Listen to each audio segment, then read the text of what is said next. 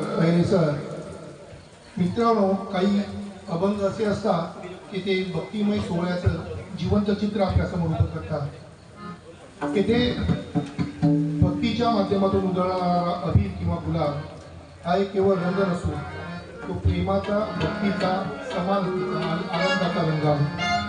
त्या रंगात रंगलेले प्रत्येक वारकरी स्वतःचे अस्तित्व विसरून कपलमय होऊन जातात. अशाच भक्ती रंगात चिंब भिजणारा एक अजरामर अभंग आता आपल्यासमोर घेऊन येत आहे. रोहित शिंगे अभंग आहे अबीर गुलाल उधळीत रंग.